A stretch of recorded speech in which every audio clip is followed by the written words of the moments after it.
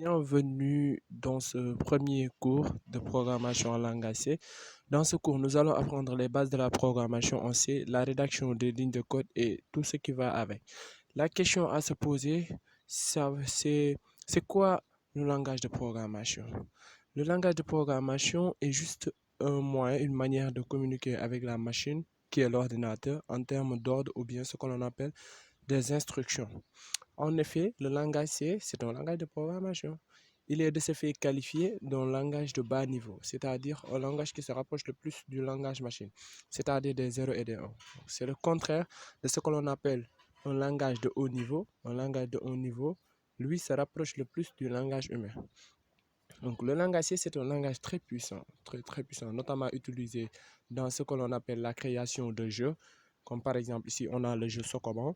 Il y a aussi les operating systems, les systèmes d'exploitation comme Linux.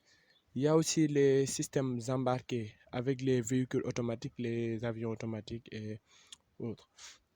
Le langage C intervient de ce fait dans plusieurs domaines importants. Ici, pour écrire notre code en langage C, il nous faudrait un endroit où on va écrire notre code. Donc cet endroit-là, c'est ce que l'on appelle un IDE. Donc il existe plusieurs IDE, notamment DevC++ et CodeBlocks.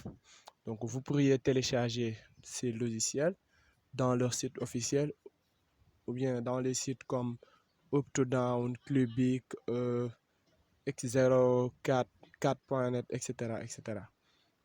Ici, dans notre tuto, nous allons utiliser DevC++ au détriment de CodeBlocks. Les deux logiciels sont équivalents, mais ici, on va utiliser DevC++. Vous pouvez notamment utiliser CodeBlocks si vous voulez aussi. On va installer le logiciel après l'avoir téléchargé.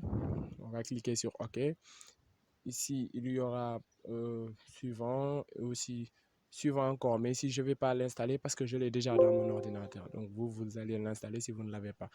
Maintenant, on va pouvoir lancer notre logiciel qui est dans notre bureau. Normalement, voilà, DevC++. On appuie dessus. Nous sommes maintenant dans notre interface, dans le logiciel DevC++. Ici, on va créer un nouveau fichier.